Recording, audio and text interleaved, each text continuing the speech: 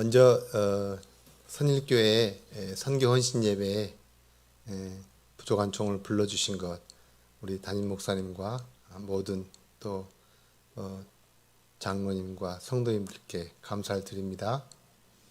네, 할렐루야. 네, 반갑습니다. 저는 여기 오면 늘 제가 고백하는 이야기지만 그냥 이렇게 저희 모교에 오는 것처럼 익숙하고 편안하고 전혀 이렇게 거리낌이 없는 그런 예배 장소인 것 같습니다. 항상 우리가 이제 살면서 이런저런 고민을 많이 하고 살잖아요. 그런데 특별히 요즘 이제 우리가 지내는 시대는 이제 코로나 팬데믹 시대로서 굉장히 어렵고 힘든 시대를 우리가 살고 있잖아요. 그런데 이게 특별한 게 사실은 아닌 것 같아요. 너무 이게 우리가 꼭 겪어야 될 일이고 당연한 일이고, 그리고 우리는 이런 일들을 통해서 정말 주님이 더욱 귀하고 소중해지는 시간, 오직 주님만을 바라보는데 그동안 우리가 조금 소홀히 했던 우리의 시선들이 주님께로 집중되어지는 그런 시간인 것 같습니다. 어떤 사람은 뭐 코로나가 빨리 끝났으면 좋겠다, 또 빨리 지나갔으면 좋겠다, 별 이야기를 다 하는데 코로나가 빨리 지나가면 그 다음에 어떻게 할 건데요? 똑같아요. 달라진 게 아무것도 없어요. 그때는 그때에 맞게끔 하나님 우리에게 시간을 허락하십니다. 제가 지난번에도 한번 말씀드린 것 같은데, 하나님이 얼마나 답답하셨으면 이 코로나라는 것을 허락하셔서, 이 코로나도 하나님이 허락하신 거예요. 하나님과 무관한 게 아니에요. 하나님이 코로나 시대를 우리에게 허락하신 거예요. 전 세계 모든 사람들한테 이제 그 창조주 하나님의 위대하심과 통치하심을 선포하고 싶은데 도무지 말을 안 듣잖아요. 그러니까 이 코로나라는 것을 통해서 전 세계를 긴장하게 만들고 하나님이 그 위대하신 하나님으로, 통치하신 하나님으로 발견되어지도록, 우리가 요즘 시대에 꼭 기억해야 될 것은 뭐냐면은, 하나님이 정말 나와 관계가 있는가, 이 부분에 대해서 여러분 굉장히 민감하게 지내셔야 돼요. 결국은 이제 하나님의 때가 도래했음을 기억한다면, 여러분 도적같이 임하시라는 그 주님이 오늘일지 내일일지 아무도 몰라요. 그런데 여러분 대충 사시다가 코로나 끝나면 잘하지 하시다가 큰일 납니다. 큰일 나요.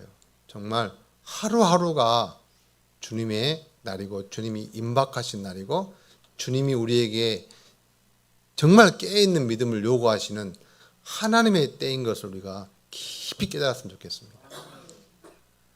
오늘은 제가 지난 코로나 시대 작년 2월 달서부터 쭉 지내오면서 중간에 제가 한번 또 왔지만 좀 종합해서 이 다음에 올 때는 또 어떤 이제 소식을 갖고 올지 모르겠지만, 최근에 이제 우리가 보고할 일이 참 많습니다. 그래서 오늘은 말씀에 대한 해석이나 또 교리나 이런 것들을 논하는 것보다는 우리 현장 이야기, 도대체 그 사이에 무슨 일이 있으셨지요? 라는 현장 이야기를 갖고 함께 은혜를 받도록 하겠습니다.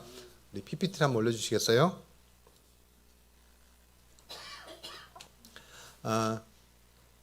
국제의료봉사회가 2021년 선일교회 선교 헌신 예배를 통해서 선교 보고를 하는 시간을 갖도록 하겠습니다. 이게 넘겨주세요. 이게 안 넘어가나요? 예.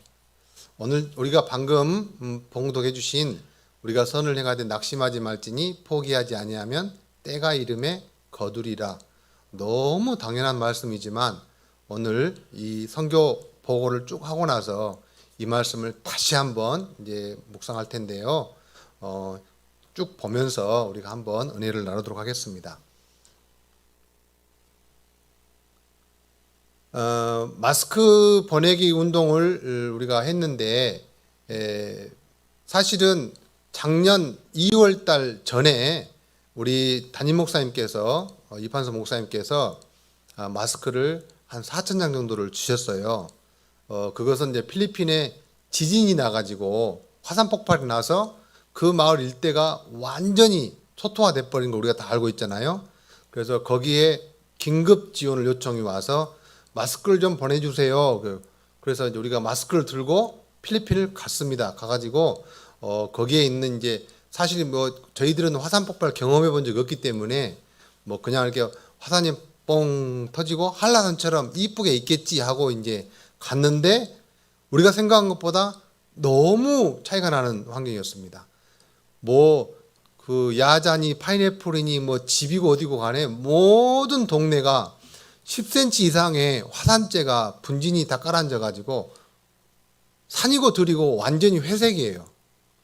그러니까 뭐 지나가는 도로인지 그게 밭인지 논인지 구별이 안 될 정도로 모든 땅이 회색 분진으로 다 덮여 있더라고요. 그게 아마 죽음의 땅이지 않겠는가 싶어요. 거기는 식물이 자랄 수도 없고 이제 그것이 복원되려면은 비가 와서 모든 잎에 있는 그 화산재들이 다 씻겨져야 나무가 살 텐데 그게 금방 안 씻겨지면 그 더운 지역에서 바나나 나무고 모든 열대림이 다 고사해 버리기 때문에 갑자기 그 숲으로 우거진 그 열대 우림이 황량한 들판으로 바뀌어 버린 거예요. 얼마나 그 놀라운 일입니까? 그게 그 변화가 어마어마한 일입니다. 그런데 사람들은 그 분진이 날린데 숨을 쉴 수가 없어요. 그래서 마스크가 너무 긴급한 거예요. 근데 마침 우리 이 목사님께서 사실 우리가 마스크를 좀 받아놓은 거 있는데 그거를 갖고 가세요 해가지고 제가 받아서 들고 갔었습니다. 그게 이제 동기가 됐어요. 가서 이제 사역을 끝내고 한국에 돌아왔는데 그리고 제가 바로 또 미국에 그 수업이 있어서 미국 갔다가 돌아왔는데 그때 이제 모든 게 다 차단이 된 거예요. 저 귀국하고 난 다음부터는 이제 뭐 중국에 있는 코로나가 어떻게 되고 이렇게 막 복잡하게 돼가지고 나갈 수도 없고 들어올 수도 없고 그래서 이제 그때부터 마스크를 보내려고 하는데 마스크는 사실 그때는 아시다시피 한 장에 얼마? 안 사보셔서 모르구나. 선일교회는 이게 전부 지하 창고에 쌓여 있으니까 전부 배급 받으셨지요. 역시 부자교회 예배하는 교회는 다릅니다. 기도하는 교회는 이렇게 물자까지 풍족해요. 할렐루야. 마스크값 전혀 모르시군요. 제가 살 때 마스크 한 장에 2,500원, 3,000원 주고 샀습니다. 그게 일회용이래요. 세상에 한 번 쓰고 3,000원을 버려. 말도 아니에요. 그런 마스크를 그때는 보낼 수가 없습니다. 국가가 법으로 막았어요. 우리가 쓸 것도 없는데 어떻게 바깥으로 내보내냐. 병원에서는 이제 일회용 마스크를 쓰는데 한 조그만 통에 50장씩 들어있는데요.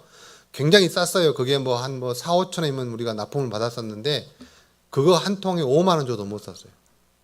그렇게 이제 병원을 생활했는데 이제 작년 10월 달, 11월 달서부터 이제 마스크를 조금씩 풀리기 시작해가지고 저희들이 이제 바로 일주일 전까지 보낸 장수가 한 45만 장을 보냈습니다. 그리고 이제 오히려 더 뭐 100만 장, 200만 장 이렇게 보내고 싶었는데 마스크는 많이 있는데 보낼 수 있는 방법이 없어요. 왜냐하면 이 마스크를 보내면 각 나라마다 그 마스크가 너무 필요하기 때문에 전부 정부 그 세관에서나 정부 관료들이 빼가 버려요.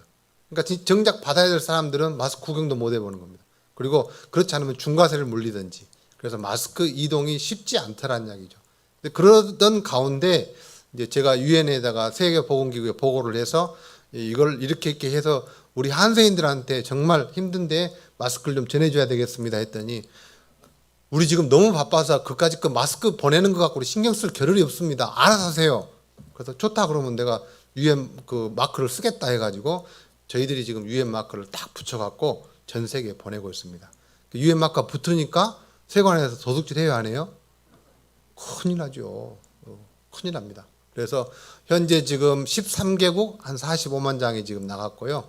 그 안에는 이제 세계보건기구를 비롯해서 뭐 IDA 선일교회, 뭐 CM넷 사역자연합, 그다음에 남양주 참빛교회, 광교조은교회, GH 선교회, GSM 선교회, 뭐 애터미 그룹, 그다음에 무슨 또 뭐 무지개언약교, 전농감리교 셀 수도 없습니다. 사실은 이 코로나 시대에 여러분 선교적 동원이 잘 안 일어날 것 같죠. 그런데 저희 단체는 코로나 시대에 훨씬 더 활발하게 움직였습니다. 전혀 믿음이 안 가시나 봐. 실제라니까요. 예.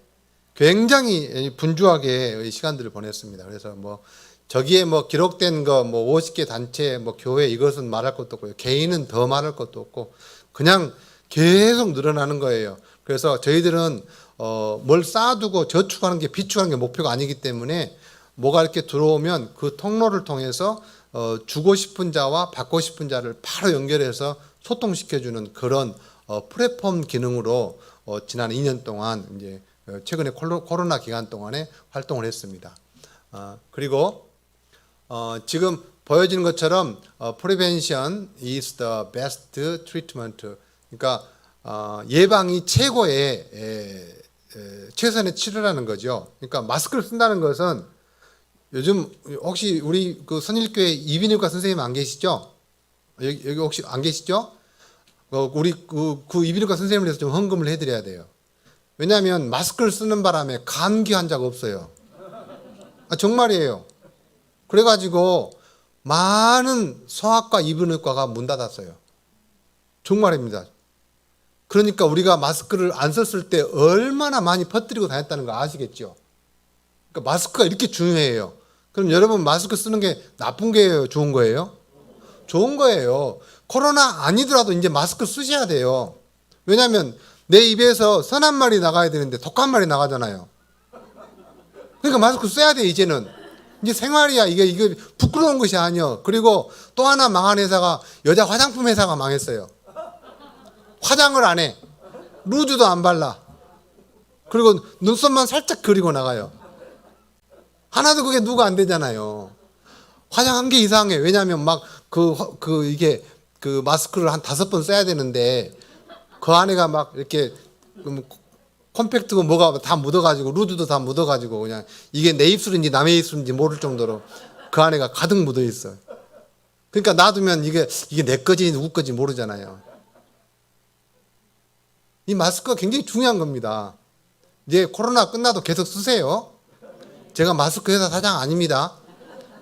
코로나 끝나도 마스크는 꼭 써주세요. 왜냐하면 이게 굉장히 우리 생활 건강 예방에 효과적입니다. 그리고 이제 그동안에 이제 우리가 먼지 많은 생활 속에 있었는데 이 마스크를 함으로써 많은 분진들이 우리 몸속에 안 들어와서 폐 건강에 굉장히 좋아졌어요. 기관지도 좋아지고. 한편으로는 나쁜 것도 있지만 한편으로는 좋은 것도 있습니다. 그래서 우리가 뭐 방금 지금 저렇게 붙어 있는 그런 스티커를 저 박스에다 붙여가지고 뭐 이제 모든 사진을 다 보여줄 수 없습니다. 뭐 한두 장이 아니라 뭐 지천 장이에요. 그래서 우선 보여줄 수 있는 건 몇 장만 붙여가지고 보여드릴게요. 자, 그리고 이제 뭐 인도네시아, 필리핀, 미얀마, 캄보디아, 라오스, 남수단, 잠비아, 뭐 부룬디, 허다한 나라에 마스크가 가고 가서 저렇게 이제 우리는 사실 한 장씩 사기도 번거롭고 힘들었었잖아요. 근데 이게 이 코로나가 좀 길어지다 보니까 저기 있는 사람들은 한 장씩 받는 게 아니라 50장짜리 한 묶음씩 받았어요. 와, 참 대단하죠. 하나님의 은혜입니다. 그래서 저렇게 저 어린아이가 한 박스씩 들고 있잖아요. 여러분 한 박스씩 선물 안 받으셨죠? 부자 나라 살면 그래요. 돈 주고 사야 돼요. 저렇게 이제 한센인 마을에 자녀들은 한센 건강하기 때문에 예방해줘야 된다. 제가 그 레터를 편지를 써가지고 세계보건기에 보고를 했어요. 이게 정말로 열악한 사람들인데 약도 제대로 없고 치료도 제대로 안 받는데 이 마스크까지 공급 안 된다면은 너무나도 이렇게 그 코로나에 대해서 보호 대책이 없지 않냐. 근데 세계보건기구에서는 그 한센인 총국에서는 눈 하나 깜짝 안 합니다. 그거 우리가 어떻게 그 많은 수를 다 감당합니까? 다 알아서 하겠죠. 그렇게 실제입니다, 실제. 그렇게 해서 모든 마을 우리가 공급해줬고요. 그 다음에 이제 저 사진을 보면 두 자매가 틀질을 하고 있고 한 형제가 틀질을 하고 있잖아요. 저는 인도입니다. 인도만큼은 우리가 물류를 보낼 수가 없어요. 국가에서 무조건 통제를 합니다. 그래서 단 한 장도 우편으로 무슨 택배 항공화물로는 보내본 적이 없습니다. 그래서 방법이 없으니까 우리가 돈을 송금을 했는데 어떻게 하냐면은 델리에 있는 한국 선교사님 교회에서 틀을 사가지고 원단을 가지고 마스크를 만들었어요. 그래가지고 인도 내에 보급하는 일을 우리가 했습니다. 그러니까 인도 내 국내 택배는 가능해요. 그런데 국외 택배는 전혀 안 됩니다. 그래서 저기서 우리가 만들어서 워셔블, 그러니까 우리는 지금 일회용을 쓰고 있잖아요.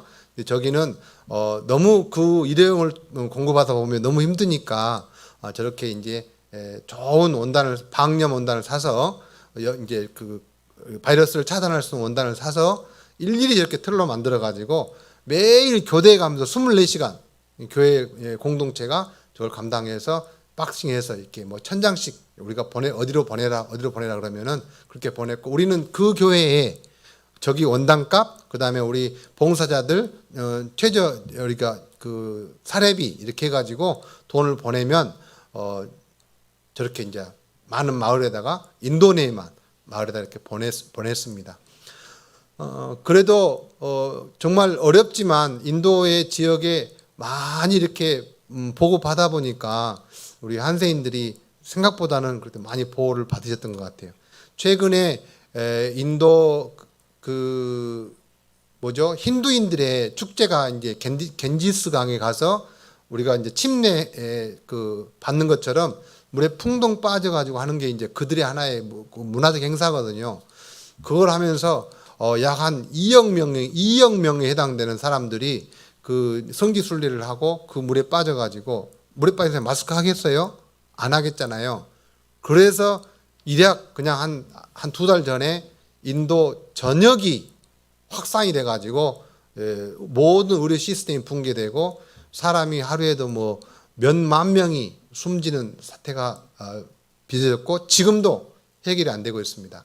그래서 이제는 그들의 문화는 그 반드시 이렇게 장작개 위에다 사람을 태우거나 물 위로 떠내려 보내는 게 이제 장례 문화인데, 그 태울 땅도 없고 그 화장장 자체가 없고 또 버릴 만한 강이었기 때문에 그냥 죽은 그 사체를 들에다가 놔둬버리는, 그리고 그냥 강물에다 버려버리는 이런 일이 벌어져 가지고 2차, 3차 오염을 일으켜서 지금 인도가 매우 심각한 일이 벌어졌습니다. 사실은 굉장히 그 과거에 우리 한센병도 인도가 세계에서 가장 심각한 나라.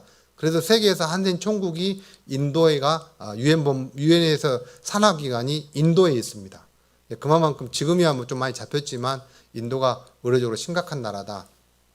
두 번째로는 저희들이 하고 있는 중에서 이 늦출 수 없는 일이 지난번에 제가 말씀드렸다시피 이 구급함 사업입니다. 구급함은 개인 가정에 한 세트씩을 우리가 지원을 해서 거기에 있는 매월 소모된 약을 반복해서 지원해 주는 겁니다. 매월. 그래서 한 달에 약 그 비용이 한 가정에 우리나라 돈으로 약 한 10만 원 정도 비용이 듭니다. 그래가지고 제가 뭐 이제 다른 교회 선교 보고 가고 또 이렇게 뭐 SNS 상으로 홍보할 때 이 구급함을 해주시면 한 환자가 한 가정에 있는 3명, 4명의 부모나 이렇게 가정에 있는 환자들이 한 달 동안 치료할 수 있는 시스템이 공급이 되니까, 그렇게 되면 그 사람들 손가락을 자른다거나 발목을 자른다거나 이런 일이 없기 때문에 이 일은 늦출 수 없는 일입니다. 꼭 해야 됩니다라고 제가 이제 계속해서 다른 지역에 다니면서 이야기를 했습니다. 그래서 저 구급함 하면은 저는 이제 우리가 보냈던 구급함이 실제 인도에서 한 가정에서 쓰이는 이제 장면입니다. 저걸 가정에서 펼쳐놓고 실제로 환자가 이렇게 쓰고 있고요. 그리고 이제 며느리가 자기 시아버지를 이제 소독을 해주는 거죠. 저게 없었을 때는 아예 아무것도 그 누구도 상처를 예방해주거나 소독해주거나 치료할 수 있는 일이 전혀 방법이 없다는 거예요. 그래서 우리가 이 일을 하는 이유는 예방하고 치료만 하고 그렇게만 해도 장애를 줄일 수 있는데 상처를 더 진행시키지 않고 때가 되면 완성할 수 있는데, 이게 구급함 사업이 굉장히 중요하다. 그래서 우리가 일하고 있습니다. 이제 세 번째로는 뭐 인도뿐만 아니라 탄자니아, 필리핀, 뭐 라오스, 캄보디아 많은 지역에 계속해서 우리가 끊임없이 헌금을 보낼 수는 없잖아요. 우리도 헌금을 받는 것도 너무 작은데 달라는 데는 너무 많으니까. 그래서 2년 전부터 탄자니아에 이제 무엥게라는 조각 마을이 있는데 그 마을의 현지 사역자하고 제가 이제 이야기를 나누기를 계속해서 우리가 헌금을 보낼 수 없다. 그러니까 이제는 스스로 일어설 수 있는 자립할 수 있는 시스템을 한번 연구해 보자. 현지에서 연구를 해서 우리한테 보고해 주면 우리가 어떻게 지원할 수 있는지를 방법을 찾아볼게 라고 이야기했더니 그 마을 사람들이 회의를 해가지고 우리에게 오리를 좀 주십시오. 그러면 그 오리를 키우겠습니다. 그래가지고 오리를 우리가 한 100마리 정도를 사줬어요. 사줘가지고 그 오리를 사줬더니 이제 자기들이 이제 나름대로 이제 천막도 씌우고 해서 공동 마을 오리 사육장을 만들어가지고 이제 오리를 키우게 됩니다. 근데 이 오리를 키울 때 저렇게 굉장히 깨끗하게 잘 키우죠. 키우고 그다음에 저런 오리들이 이렇게 알을 낳았어요. 어마어마하게. 그리고 그 알이 유정란이기 때문에 어떻게 해요? 다시 부화를 시켜가지고 이쪽에 하얀 조그만 물이 져 있는 이제 노란 것은 이제 병아리 오리, 조그만한 오리고 이쪽에는 좀 큰 오리. 이렇게 해서 확산되니까 어떻게 되겠어요? 이제는 우리가 헌금을 안 보내줘도 스스로 이 오리 알도 먹기도 하지만 팔기도 하지만 이 오리를 잡아서 팔기도 하고 또 새끼를 내 가지고 계속 다른 가정으로 늘려주고 있습니다. 이거는 뭐 우리가 반드시 원하는 일이고 여기 탄자니아뿐만 아니라 뭐 인도 바르구르도 그렇게 하고 있고요. 그다음에 필리핀 마을에도 그렇게 하고 있고, 그다음에 미얀마, 캄보디아에도 시범적으로 다 하고 있고, 그다음에 라오스에 있는 우리 배동환 선교사님도 그 한센인 마을에 이렇게 한번 해봐라 하고 지금 그분이 들어오셨는데 그렇게 지금 교육 중입니다. 그래서 그거를 배워갖고 가면 뭐 저런 건 잘할 필요 없어요. 그냥 한 100마리 해서 잡아먹지만 않으면 거의 죽진 않아요. 왜냐하면 그 들에 있는 풀들을 먹고 곰뱅이 잡아먹기 때문에 우리가 키우는 뭐 닭이나 오리보다는 훨씬 그 고영양의 좋은 양질의 그 양 저런 걸 할 수 있습니다. 그래서 저기 굉장히 효과적으로 하고 있고 지금은 상당히 그 개체수가 늘어가지고 이제 그 고기를 잡아가지고 팔려고 하는 그런 이제 노력을 하고 있고요. 저 사람들 오리고기를 잘 먹습니다. 그리고 이제 이 다음에 요청하는 게 뭐냐면은 저한테 이렇게 이야기하더라고요. 목사님 사실은요 좀 이렇게 상의할 게 있는데 그 뭔가요? 그랬더니는 오리가 점점점 많아지면 이게 사람이 잡을 수 있는 건 좀 한계가 있을 것 같고, 그래서 오리를 잡는 그 좀 기계도 있어야 될 것 같고, 가공해서 이렇게 뭐 분류를 해가지고 우리나라처럼 다시 소분해서 담아서 패킹해서 이렇게 마트 같은 데 납품하고 싶대요. 생각이 좋잖아요. 우리나라 사람들 이렇게 머리가 똑똑해요. 그 사람들은 저걸 어떻게 해서 잡아먹을까, 어떻게 해서 몰래 팔아먹을까 연구하는데 우리는 그걸 가지고 이제 가공해서 납품하고, 그래서 이 사람들한테 완벽하게 자립할 수 있는 기반을 심어주려고 하는 것이 이제 우리 전체 사역에 대한 목표였습니다. 그래서 지금은 거기까지, 지금 아직 그 공장이 설립되지 않았지만은 저런 오리를 가공할 수 있는 공장도 하나를 만들어야겠다. 그렇게 지금 하고 있고, 저거를 고기를 잘 이렇게 잡는 자동화기에 설치하고, 그다음에 거기에 나온 그 부산물 폐기물들을 환경 오염시키지 않고 잘 보관하도록 그렇게 하려고 하고 있습니다. 저는 이제 오리 키운 이야기만 하면은 제가 이제 뭐 한국축산협회에서 왔나? 뭐 이렇게 되잖아요. 저는 오리 키우는 게 사실은 관심이 없어요. 근데 뭐가 관심이냐면은 그거를 해주면, 오리 키우는 시스템을 해주면 뭐가 살아나냐면은 그 마을의 예배가 살아납니다. 저희들은 목표가 뭐냐면요, 환자 치료해주고 약품 지원해주고 병원 세워주고 오리 키우게 해주고 닭 키우고 염소 키우고 다 좋은데요, 그 핵심에는 뭐냐면은 기본 중에 기본이고 우리의 목표, 최상의 목표가 뭐냐면 복음 증거예요. 아니 내가 무슨 새마을 사업사 지도자도 아닌데 내가 그걸 해줄 이유가 없잖아요. 근데 그렇게 안 해주면 안 따라오니까 환경을 해주고, 그리고 아침에 저녁에 틈날 때 졸지 말고 말씀 보고 기도하자 이렇게 훈련시키면 말씀 안 보면 지원을 중단해 버려요.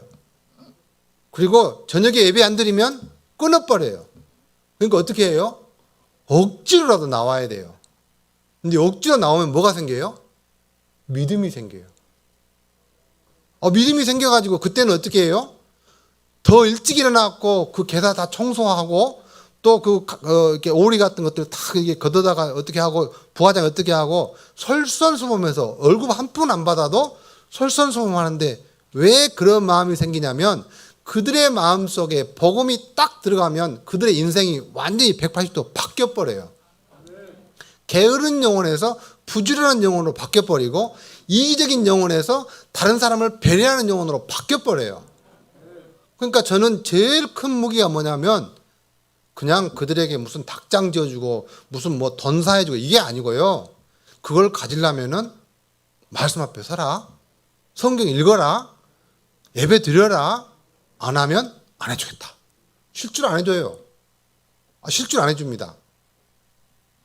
이 선일교회도 그럴랑가 모르겠네 이제. 예? 그러면 선일교회는 시험 든답니다. 제가 복음이 그 사람을 살린다는 말을 말로만 하면 여러분 안 믿으실 거예요. 그 사람이 언어도 안 통하고 외국 사람이 가서 한들 그게 무슨 뭐가 되겠어요? 우선 눈앞에 급하니까 밥 한 그릇 얻어먹으려고 하겠지요. 이것은 여러분 대단한 착각입니다. 선교는요 사람이 하는 게 아니고 하나님이 하시기 때문에요. 그렇게 되지 않습니다.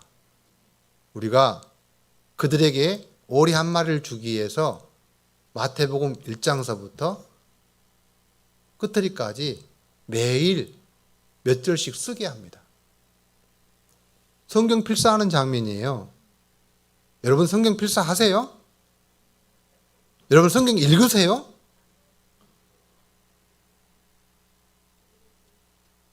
굉장히 중요한 내용입니다.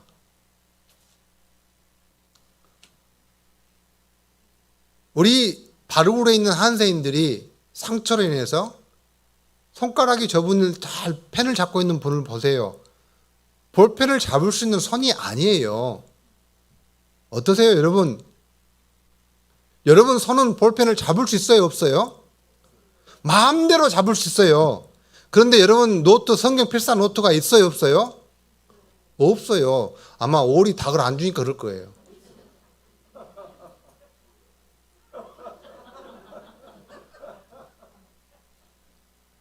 우리 목사님, 장로님, 우리 성경 필사 한 곳씩 해오면 살아있는 오리 한 마리씩 주세요. 여러분 그 오리 받으시면 아이고 감사합니다 하고 뜨거운 물에 푹 담가서 그냥 활딱 벗겨갖고 잡수지 말고 알레에서 와요. 알레에서 새끼 키워서 오시라고. 저분들이 이 성경 필사를 강요한다고 해서 들을 수 있는 사람인 줄 아세요? 안 들어요. 그게 왜 해야 되는데, 나 손가락도 불편하고 글씨도 쓰기 힘들고 볼펜 잡기도 어려운데 그걸 나보다 왜 하라고. 그런데 그 마음에 하나님의 성령이 딱 임하니까 어떻게 해요? 성경 말씀이 나를 살리고 있구나. 이 말씀이 이 병이 나를 저주하는 병이 아니라 이 병 때문에 내가 하나님을 만나서 그분이 내 삶의 주인 되시기 때문에 나는 그분의 말씀을 기록하는 것이 기쁨이고 감사다 하니까 이분들은요 성경 쓰는 것이 삶의 가장 큰 기쁨이고 즐거움입니다. 그 속에 말씀의 진주를 캐다 보니까 오리 농사하고 닭 농사하고 나가서 옥수수를 키우는 것이 하나도 힘들지 않습니다. 전에는 그 오리 닭 농사하는 게 너무 힘들었어요. 왜냐하면 먹고 살기 했기 때문에. 이까짓 거 안 먹고 그냥 시장 나가서 한 마리 사서 먹고 말지 이랬는데 지금은 그게 아니라 성경 안에 지극히 작은 자에게 한 것이 곧 내게 한 것이다. 그 말씀을 쓰는 순간 이것이 내 이웃을 위해서 하는 것이 죽게 하는 것이구나. 주님이 받으시는 일이구나 하니까 그분은 사람을 위해서 오리를 키운 것이 아니라 하나님이 기뻐하시는 오리를 키우기 때문에 그 안에 생명이 있는 것입니다. 가서 이렇게 만나서 손을 잡고 기도해 주면요, 상상도 못하는 일이에요.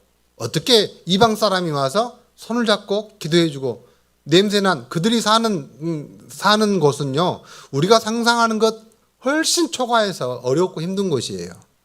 그런데 우리는 마다하지 않고 찾아가서 손잡고 같이 울어주고 같이 기도해 준단 말이에요. 그러니까 그들은 그 속에서, 성경 말씀 속에서 그대로 그 말씀에 기록된 대로 실천하는 사람을 보고, 저 사람 속에는 저 겉으로 드러나 보이는 저 외국인이 아니라 그 안에 내주하시는 하나님의 성령님을 바라보니까, 아, 저 사람은 겉으로 드러나 보이는 저 외국 사람이 아니라 그 안에 있는 내가 보았던 성령 하나님이 계시기 때문에 그런 일을 하는구나. 나도 그렇게 살아야 되겠다라고 성경을 필사하는 겁니다. 필사하면서 성령님이 그저 볼펜이 나무 돌아간다고 글을 쓰게 해주겠어요? 글자 한자 속에가 우리 마음판에 그냥 철필로 그 자국을 주홍글씨처럼 흔적을 내듯이 성령께서 그들의 마음속에 강력하게 기록해 주시는 겁니다. 그러니까 그 말씀이 작동이 돼서 움직이기 시작하는 거죠.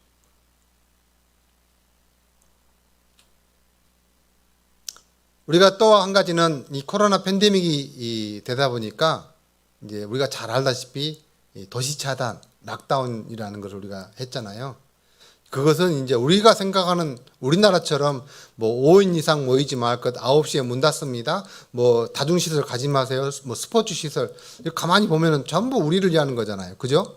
뭐 즐기고 뭐 이렇게 운동하고. 근데 저 사람들은 그게 아니에요. 도시 차단이라는 것은 글자 그대로 죽이는 거예요, 사람을. 왜냐하면 정부에서 보조도 없지, 들에 나가서 이 떼거리를 수확할 수 있는 농지가 없어요. 농사를 근본 못 지니까, 몸이 불편하니까. 할 수 있는 것이라고는 유일하게 뭐예요? 길거리에 나가서 내 상처 이렇게 보여주면서 돈 받는 게, 그게 이제 유일한 소득이란 말이에요. 도시 차단하면 어떻게 되겠어요? 아니, 구걸할 데도 없다니까요? 사람이 돌아다니야 무슨 뭐 나 한 푼 줍쇼 하죠. 그러기를 하루 이틀이 아니잖아요, 지금. 지금 7월 달이니까 1년 반을, 거의 20개월을 우리가 지금 도시 봉쇄된 상태로 지내고 있단 말이에요. 저 사람들은 먹을 게 없습니다. 정부에서 준 거 이제는 그것마저도 이제 수송이 제대로 안 되니까 그것도 없어요. 그러니까 그냥 멀쩡한 대낮에 그냥 굶어서 죽어야 돼. 그래서 우리가 이럴 수는 없다 해가지고 탄자니아, 인도, 인도네시아, 필리핀, 미얀마, 라오스 요청하는 데마다 헌금을 다 보내서 쌀을 사세요. 그리고 가장 기초적인 반찬을 사세요 해가지고 다 공급해 줬습니다. 현지 사역자들 통해서. 이거는 이제 가장 최근에 일주일 전에 인도 바르구르 지역에 한 가정에 5kg 쌀, 그 다음에 식용유, 그 다음에 기타 부식 등을 해가지고 한국 기독교 한세인 선교회에서 후원해 주셔가지고 135가정에게 긴급 쌀 지원을 한 거예요. 탄자니아는 우리가 무엔게라는 마을에 옥수수 가루를 우리가 1인당 10kg씩 주면은 그게 4인 가족이 한 달, 보름 살 수 있는 그 물량이랍니다. 그래서 긴급하게 우리가 헌금을 해서, 아마 여러분 페이스북에 보면 나와 있을 거예요. 아무것도 아닌 것 같지만, 정말 하찮은 일 같지만 그런 일이 있다는 이야기. 그리고 이제 국제 물류가 우리가 갈 수 없고 이 왕래가 빈번하지 않기 때문에 약품을 보낼 방법이 없어요. 그래서 누군가가 들어와서 아니면 어떤 방법을 통해 나간다 그러면은 모든 수단과 방법을 안 가리고 다 보냈습니다. 사실은 우리가 약 지원받는 게 좀 많이 있는데 사는 것도 있고 그러는데 2년 동안 못 나가버리니까 다 유효기간이 넘어버렸어요. 이건 뭐 헌금을 우리가 땅에다 버린 거하고 똑같잖아요. 그래서 어쩔 수 없이 더 늦추면 안 되겠다 싶어서 비용이 들더라도 일단 보내야 되겠다. 받을 수 있는 데다가 다 보냈어요. 이제 없어요. 그러니까 뭐예요? 선율교회에서 지원해 줘야 돼요. 아멘, 아멘 했습니다. 녹음됐죠? 여러분, 최근에 이제 그런 그 이슬람 그 힌두 사람들 문화에 의해서 겐지스강에서 그런 사건이 벌어지니까 여러분 뉴스에 많이 보셨죠? 산소 호흡기를 못 대 가지고 죽는 거 보셨잖아요. 우리는 뭐 그런 일이 없잖아요. 뭐 병원도 뭐 아무 때나 갈 수 있고 아무리 팬데믹이 어떻고 해도 우리는 뭐 병원 가면 다 해결되잖아요. 국가에서 다 해주고, 그죠? 정말 좋은 나라에 사는 거예요. 그러니까 우리가 어떻게 했어요? 긴급하게 인도에 있는 사역자분하고 연락을 해서 자, 산소 발생기 사줍시다. 현장에 사주고, 또 선교사님들이 지금 막 그 코로나 감염 확진이 돼가지고 이 숨을 못 쉬니까 긴급하게 선교사님들한테 보내주고, 그래도 지금 많은 선교사님들이 이 코로나로 인해 가지고 하늘나라에 지금 불려가신 분들이 되게 많습니다. 사실은 우리가 열심히 기도해야 돼요. 그 다음에 우리가 이제 했던 일이 뭐냐면, 전 세계 한세인들을 2천만 명이 되는 한세인들을 다 백신을 놔줄 수 없지만, 그러나 우리가 인도 발굴에 있는 지역에 있는 사람들이라도 무슨 방법을 통해서든지 꼭 백신을 맞도록 해주자. 그래가지고 거의 한 6개월 정도를 기도하면서 노력했습니다. 그래서 3주 전부터 우리 지금 바르구르 마을에 4개 마을 약 한 1,000명이 넘는 사람들에게 전부 접종을 시작했습니다. 근데 왜 접종을 시작하게 됐냐면, 확진자가 정부에서 관리하는 마을만 확진자가 25명, 그리고 4주 만에 6명이 사망했어요. 그러니까 너무 심각하잖아요. 우리가 거기다 마스크도 주고 영양공급도 하고 별거 다 했는데 결국은 뭐 방법 없이 그렇게 또 일이 벌어지길래, 우리가 지금이라도 안 되었으니까 정부 요청해서 우선적으로 좀 백신을 맞게 해주자 해가지고 했더니 우리가 정말 열심히 기도했어요. 이제 3주 전부터 놓기 시작해가지고 지금 거의 우리 마을에는 어린 중학생, 고등학생부터 맞기 시작해가지고 노인들까지 거의 한 70% 이상 접종이 된 상태인 것 같습니다. 뭐 이거는 이제 저희 단체의 이제 국내 일인데, 제가 이제 주기적으로 서울역 쪽방촌을 지원하고 있는데, 이제 지난 목요일 날 이제 거기 윤정수 목사님이 갑자기 전화 오셔가지고 꼭 좀 와줬으면 좋겠다고. 근데 사실은 코로나 때문에 제가 이제 국내 사역들은 가급적이면 이제 대중적인 사역은 좀 중단을 했거든요.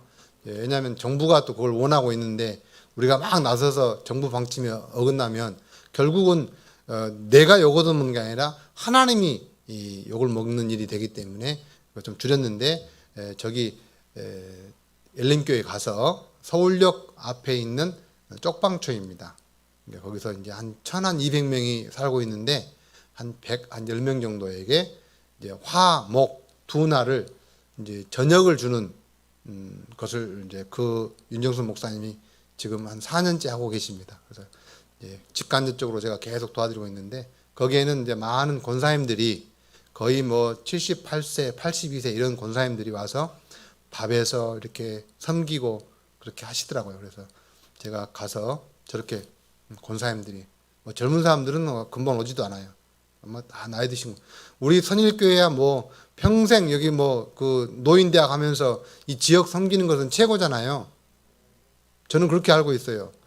이 인천에서는 선일교회가 가장 모범적으로 노인들을 섬기고 노인대학도 하고 또 이렇게 문화 행사도 많이 하고 그렇게 저는 알고 있는데, 저기 이제 그 서울역에도 쪽방촌에도 제가 가서 이제 같이 밥을 먹고 또 수박도 나눠 먹고 했는데, 제가 이제 왜 이 오늘 이야기를 하고 싶었냐면, 결국은 쪽방촌 사람들에게, 그 노숙자들에게 밥 한 그릇 주는 게 무슨 의미가 있겠냐. 물론 의미가 있지요. 그것도 다른 단체에서 할 수 있잖아요. 근데 화면을 잘 보시면 왼쪽 위에가 이제 글씨로 쓴 뭐가 있죠. 제가 일부러 그걸 넣어놨어요. 그 교회 갔더니 화요일 날은 어디, 목요일 날은 어디 말씀 요절이 있더라고요. 그거를 암송을 해야 밥을 준대요. 저는 저 성경 암송을 하면 밥을 준다는 것에 대한 상당한 트라우마가 있어요. 왜냐하면 학생회 때 우리 전도사님들이 또 학생회 임원들이 그 토시 하나만 틀리면 한 100명 이상 된 줄 뒤로 보내버리더라고. 내가 몇 번 밥 먹지 말아볼까? 막 그런 생각도 여러 번 했어요. 딱 외우다가 더듬더듬 하면은 다시 그러고 탁 뒤로 보내버려요. 우리 여기 전도사님들 그런 적 없습니까? 아, 선입교는 그런 적 없군요. 은혜가 풀풀 넘쳐서 그냥 뭐 흉내만 내도 밥을 주셨군요. 우리 권사님들이 후덕하신 분들이라. 제가 왜 이야기를 하냐면 그런 상황에서 외웠던 말씀 한 절이 그들의 인생을 바꿔놓습니다. 여러분, 선교는요, 우리가 풍덩풍덩 뭐를 주는 게 아니라니까요. 선교는 핵심이 뭐냐면 복음이 증거해야 돼요. 복음이 증거 안 되면은 할 필요가 없어요. 여러분, 구호단체에서 하고 있다니까요. 우리가 왜 그것을 남 하는 일을 똑같이 해요? 우리가 무슨 선일교회에서 동네 노인들한테 쌀 10가마니 풀어서 김밥을 줬다 하더라, 떡을 해줬다 하더라. 그 목소리 듣고 싶은 생각은 여러분들 아예 안 가지는 게 좋아요. 그것은 하나의 도구일 뿐이고 핵심은 뭐냐면 그 영혼들에게 복음이 전해져서 그걸 통해서 선일교회에서 왔는데 그때 내가 받은 그 도시락 뚜껑 위에가 말씀이 한 절 있더라. 근데 그걸 내가 보는 순간에 나 자살하려고 마음먹었는데 그게 힘이 되고 용기가 돼서 내가 살아야 되겠다는 힘을 얻었다. 이게 복음의 능력입니다. 우리가 이 사역을 멈출 수 없는 이유 거기에 있어요. 거기. 쌀이 떨어지고 교회 예산이 없고 이게 문제가 아니고 그 한 영혼에게 이 복음을 증거할 목적 때문에 일을 해야 한다는 이야기죠. 벌써 여기까지 왔습니까? 이게 너무 빨리 갔는데. 누가 돌리신가요? 제가 이거 한 번도 안 눌렀는데 막 돌아가네요. 1000원의 기적 프로젝트라는 게 있는데요. 제가 방금 이제 우리 선일교회 와서 밑에 이제 카페 가서 앉아 있는데 까만 안마 의자가 있더라고요. 아마 어떤 권사님, 장로님, 집사님, 우리 성도님 댁에서 아니면 우리 목사님 댁에서 안 쓰시던 거를 우리 성도님을 위해서 내놓으셨겠죠. 제가 지난번에 왔을 때도 우리 목사님께 그렇게 말씀을 드렸습니다. 앞으로 미션 펀드는 사고가 완전히 바꿔질 것입니다. 그래서 이제는 교회에서 우리한테 헌금해 주십시오. 이렇게 앞으로는 저희 단체만큼은 안 할 겁니다. 그러면 어떻게 그러면 하시려고 생각했습니까? 제가 올해 1월 달서부터 저희 병원에, 저 사진은 저희 병원에 있는 사진입니다. 그 안마 의자를 제가 하나를 사가지고 우리 병원에 놓고 이렇게 저 아이디어는 이제 그 전에 사우나 가서 이렇게 있으면 1000원 놓고 하는 그 마사지 기기가 있잖아요. 거기에서 제가 아이디어를 얻은 거예요. 그래서 우리 병원에다 놓고 우리 환자들이 힘들 때 가끔 나한테 주물러 주라 그러거든요. 진짜예요. 제가 이제 이 수기치료 전문가이기 때문에 제가 손만 가면 아프던 자리가 꽉 나와버려요. 그러니까 저는 예수 믿겠다 하면 내가 만져주지만 믿겠다 소리 안 하면 제가 안 만져줘요. 그러니까 이제 그거를 느껴보려고, 왜냐하면 많은 사람들이 우리 원목님이 나를 만져주면 진짜 이게 아팠던 것이 깨끗하게 나와버려. 이런 게 우리 병원 내에서 회자되고 있거든요. 그러니까 되게 많은 분들이 저한테 이렇게 아주 쉽게 이야기해요. 특히 여자 성도님들이 체면도 없고 염치도 없어.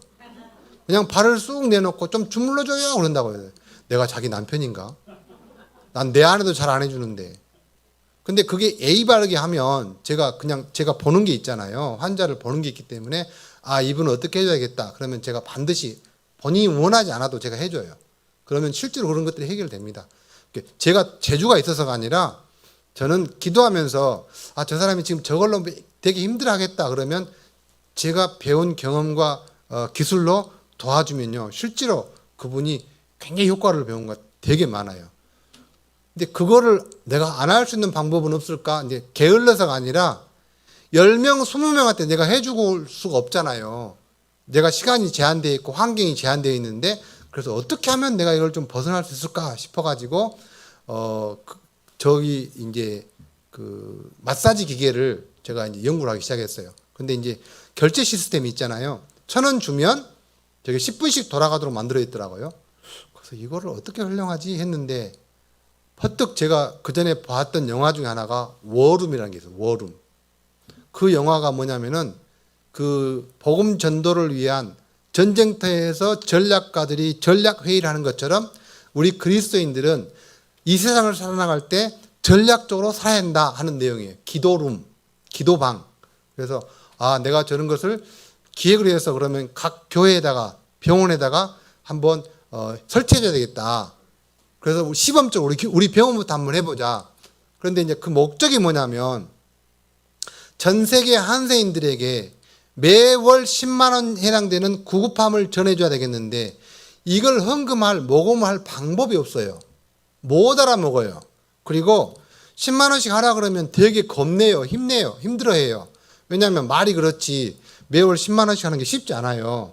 제가 요청하면서도 어렵고 하신 분도 쉽지 않아요. 그래서 이걸 어떻게 극복하지 계속 기도하면서 얻어낸 아이디어가 뭐냐면 이제 사우나 가서 우리가 마사지 할 때 1,000원 넣고 하잖아요. 그럼 그 비용은 그 장비의 주인이 가져가든지 사우나 주인이 가져갈 거란 말이에요. 그러면 나는 그 기계를 사놓고 누군가가 1,000원 냈고 하면 그 1,000원을 모아서 한세인들에게 이 구급함을 만들어주는 일을 해야 되겠다. 그렇다면 이 한 장비에서 3명분 한 달에 30만 원만 나오면 나는 이거를 어마어마한 사람들에게 구급함을 보낼 수 있겠다. 근데 우리가 주머니에서 내가 마사지 받으려고 1,000원 내기 때문에 내기 쉬워요? 안 쉬워요? 쉬울 뿐만 아니라 그건 당연히 내야 되는 거죠. 우리 목사님 눈치 볼 필요도 없잖아요.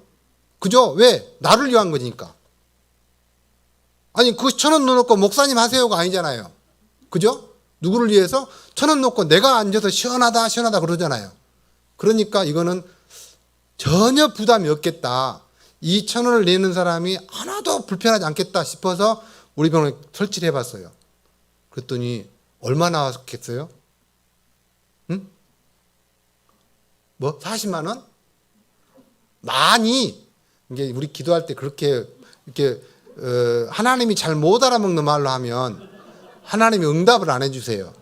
항상 기도할 때는 아주 구체적이고 그다음에 실현 가능하고 그것을 적용 가능할 아주 실질적인 기도를 해야 돼.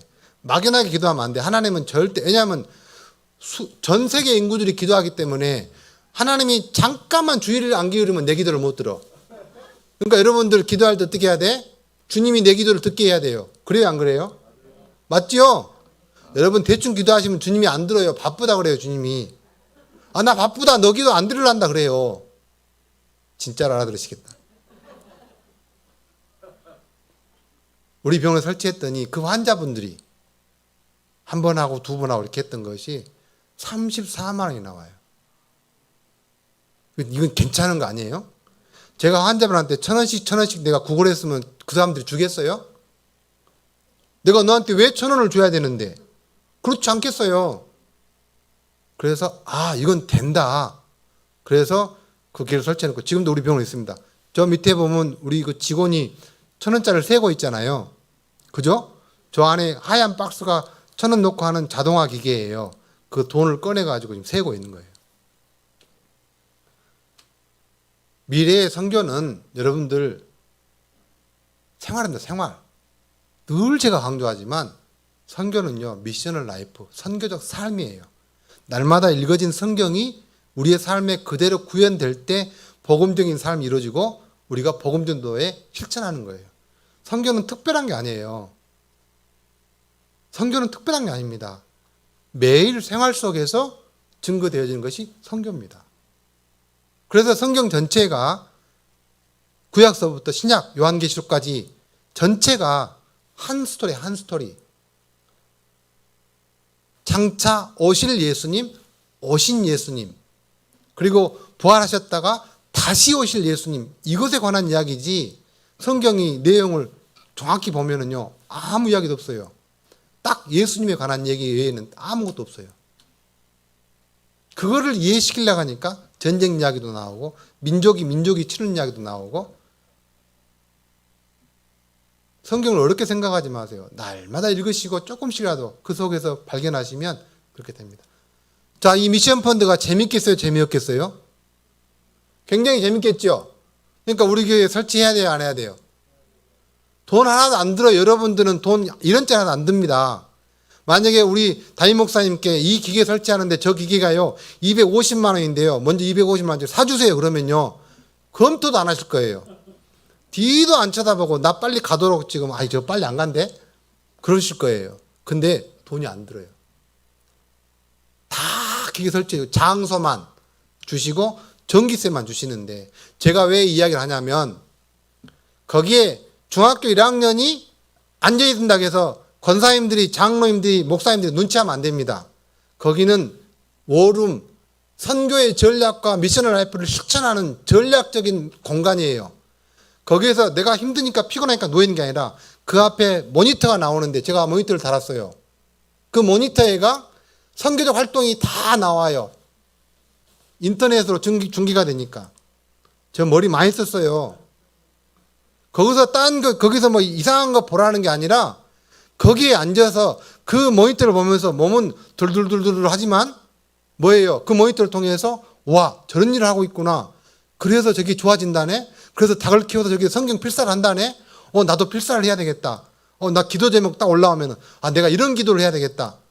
그런 곳이지. 거기서 내 몸이 뭐 오늘 내가 교회 봉사하고 찌부둥하니까 나 저건 한번 하고 할까? 그게 아니란 이야기죠. 그런데 그걸 했더니 그 1,000원이 뭐예요? 전 세계 한세인들을 손과 발목을 안 잘라도 되게끔 발목을 살리는 도구로 간다는 거예요. 이거 대박 사건 아닙니까? 아무리 여러분 이해가 잘 안 되는 분이라도 이건 좀 이해되실 거예요. 어떠세요? 꼭 상의하셔서 설치할 수 있는 공간만 주시면 돼요. 그리고 전기세는 선일교에서 내주셔야 됩니다. 빨리 설치해야겠죠? 그리고 성교부에서 이 일을 담당해 주셔야 돼요. 거기 청소도 하고 누군가가 와서 기도할 수 있도록 배려하고 또 장로님은 우리 청년들 야 이거 앉아 괜찮아 내가 해줄게 찍어주고 그게 성김과 사랑의 실천이에요. 그 영적 흐름이 대대로 이어집니다.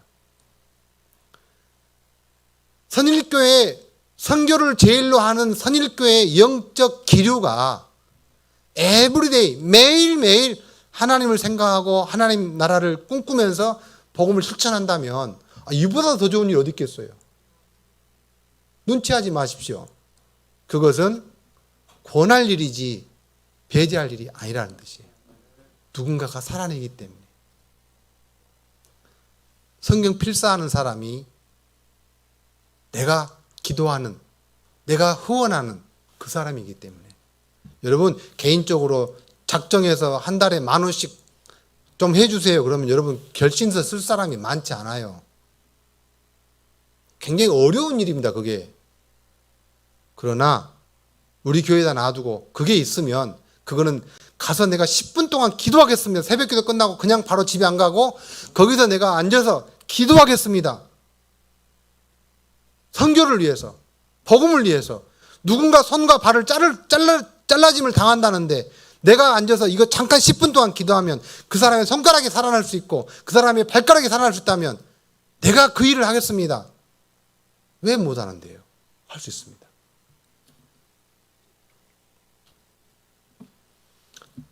이렇게 했더니 기적이 일어났습니다. 여러분 뉴스에 보시면 아실 거예요. 세계 제가 자랑하는 게 아니고 세계 10대 보험사 중에 하나랍니다. 저는 그렇게 큰 회사인지 몰랐어요. 그냥 대기업이니까 그 원우회에서 그러니까 회사 내에 있는 신우회에서 이렇게 헌금했겠지 이 정도 생각했는데 그게 아니고 세계 10대에 들어가는 보험회사가 보험 드는 회사. 이해되십니까? 코리안 리 재보험. 보험사가 보험 드는 회사. 얼마나 큰 회사겠어요. 순이익만 1년에 한 1,600억을 한대요. 매출이 1,600억이 아니라 순이익만. 물론 저 회사가 이 세상에 사고가 많이 나왔고 돈을 많이 물어주는 회사가 아니었으면 좋겠습니다.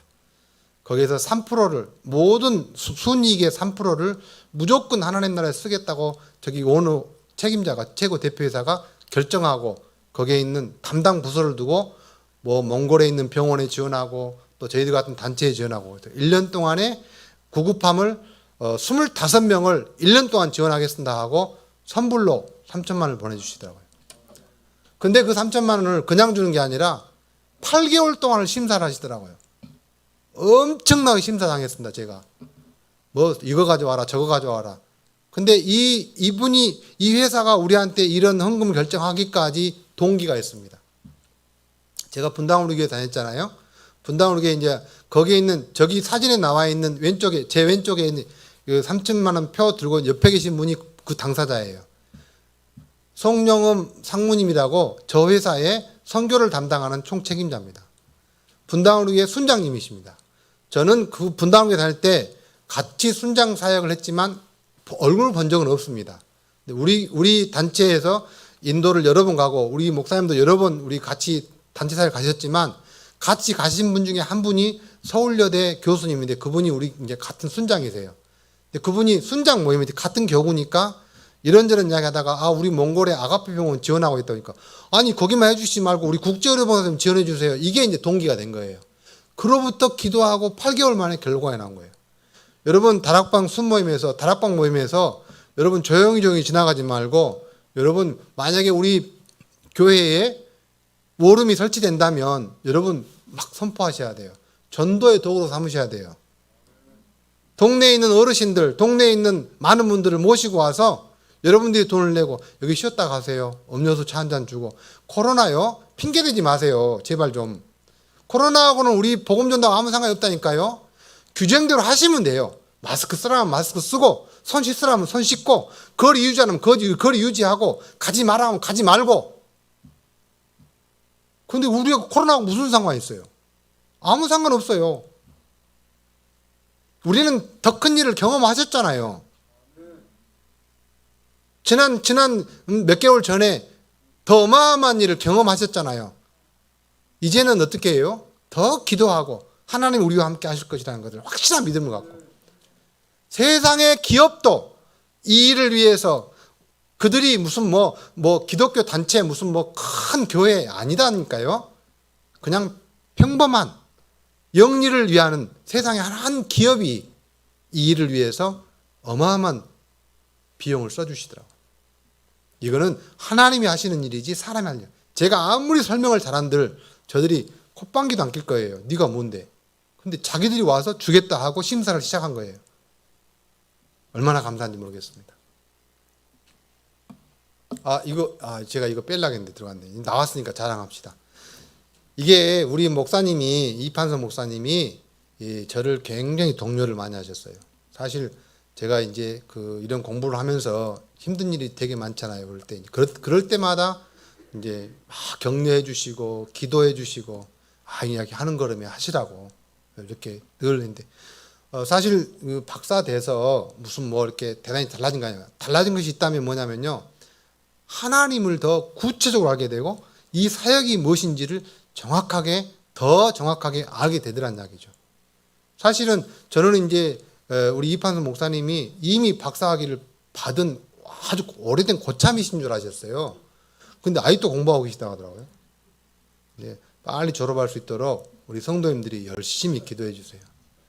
더 늦추시면 안 됩니다. 왜냐하면 이제 나이가 있으시기 때문에 열심히 공부해서 빨리 좋은 신학과 좋은 학문적 체계를 가지고 선교를 더 잘할 수 있도록 우리 교인들이 성도님들이 많이 후원해 주셨으면 좋겠습니다. 자, 넘겨주세요. 오늘 제가 이제 거의 마무리 단계인데요. 사역기도 요청을 합니다. 이제 기도 제목은 이제 여러분들 지난번 우리 카카오톡 채널 추가하셨잖아요. 안 하신 분 있으면 좀 해주세요. 거기 추가하시면 내용이 매월 정보가 올라오기 때문에 그냥 여러분들이 특별한 시간 내지 마시고 새벽 기도회 때든 어떤 시간이든지 잠깐 보시고 그 내용을 모르셔도 괜찮아요. 알면 더 구체적이고 그냥 국제의료봉사의 사역을 위해서 기도합니다. 주님 정말로 이 사역을 위해서 주님이 함께 해주세요. 그 한마디만 해도 괜찮습니다. 헌금은 안 해주셔도 저는 아무 문제가 없는데 기도를 안 해주시면 이건 심각한 문제입니다. 왜냐하면 이게 사람의 업이 돼서는 안 되거든요.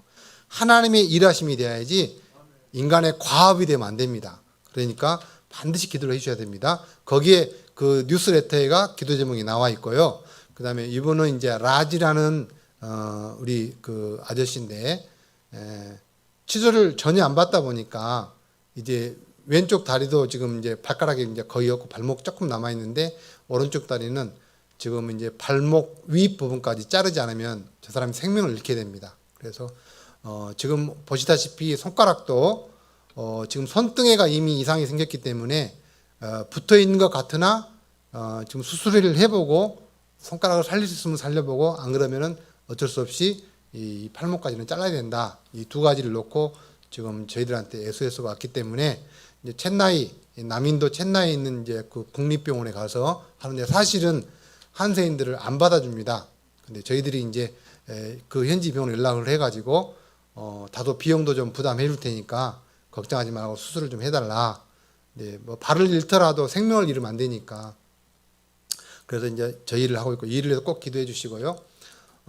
제가 아까 모두의 인도가 무슬림 사람들, 힌두 사람들이기 때문에 그들의 문화가 물에 담그는 그런 문화다 보니까 코로나를 막지 못하고 퍼질 수밖에 없었다.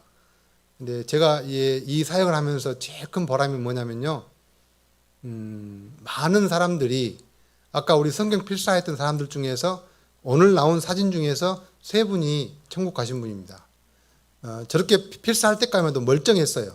그런데 한센병에 이제 음성 환자긴 하시지만 그들이 이제 실제로 이제 확진자가 되다 보니까 폐 이상이 생겨서 결국은 아무 치료도 못 받고 그냥 천국으로 불림을 당했습니다. 그 가족들이 하는 고백이 저는 굉장히 인상적입니다. 아마 우리 모두가 이런 고백을 했었으면 참 좋겠다는 생각이 듭니다. 우리 현지 목사님 고백이 뭐냐면 그 가족들이 하는 이야기가 목사님 하나도 비참하지 않아요. 하나도 슬프지 않아요. 그 이유는 우리 남편이 정말 성경책을 필사하면서 너무너무 기쁘고 행복하게 살았기 때문이에요. 주님을 알기 전에는 그렇게 저주하고 절망적이고 비관하고 나를 때리고 뭐 온갖 나쁜 짓을 했는데 딱 성경책 필사하면서부터 이 복음을 알고 제가 그 자리에 8년 반을 갔다 했잖아요. 8년 전부터 바뀌기 시작해가지고 지금은 정말 살만하니까 몸도 많이 좋아지고 사람도 온순해지고 교회도 열심히 다니고 살만해지니까 그를 하나님이 데려가신 거예요. 그러면서 그 부인이 하는 말이 제 남편은 천국 갔기 때문에 하나도 불쌍하지 않습니다. 이 고백은 우리가 복음 전도를 하는 이유, 오지에서 사지에서 선교를 하는 이유, 그것 아니겠습니까? 한 영혼을 위해서 구원하시기 위하여 예수님께서 십자가에 못 박혀 죽으셨는데 그 영혼이 구원함을 받고 천국 갈 수 있다면 이보다 더 큰 일이 어디 있겠습니까? 저는 그 이야기를 듣고 현지에서 그런 소식을 듣고 너무너무 감사했어요. 제가 지난 8년 반 동안 한 지역을 11번을 가면서 계속해서 기도했던 게 뭐냐면은 뭐 하나님 내게 넉넉하니 동역자를 보내주셔가지고 아낌없이 보낼 수도 해주세요. 저는 이런 기도 안 했습니다.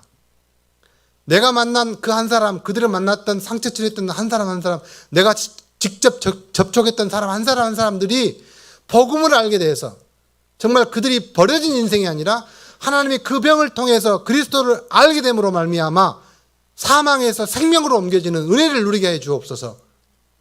저는 그 기도 외에는 아무 기도를 안 했어요. 없으면 안 가면 되는 것이고 힘들면 멈추면 되는 것이고 우리가 하는 건 뭐예요? 복음 전도를 위해서라면 그들에게 복음 증거를 하기 위해서라면 마다하지 않고 낙심하지 않고 해야 된다. 오늘 우리 성경 말씀을 다시 한번 첫 페이지로 한번 띄워주세요. 갈라디아서 6장 9절 말씀 한번 다시 한번 띄워주세요. 우리 이 말씀을 잘 묵상해 보면 우리가 선을 행하되 낙심하지 말 것이니 말지니 때가 이름에 반드시 우리에게 거두는 은혜를 주신다는 거예요. 사랑하는 성도 여러분 복음 전도가 엄청난 선을 행하는 일이에요. 왜? 죽을 영혼을 살리는 일이기 때문에. 근데 여러분들 금방 열매 없다고 우리 엄마는 내가 그렇게 지난 30년 동안 기도했는데 아직도 교회를 안 가. 그런 이야기 하지 마세요. 더 기도하세요. 내 남편을 위해서, 내 아내를 위해서, 내 이웃을 위해서, 내 복음의 전도 대상을 위해서 끊임없이 기도하세요. 선을 행하되 낙심하지 말고 포기하지 말지니 때가 이름에 반드시 거두리라. 하나님의 때가 되어야만 우리가 거둘 수 있다니까요. 우리 선일교회는 복음을 제일로 하고 선교를 제일로 하는 교회이기 때문에 낙심하지 마세요.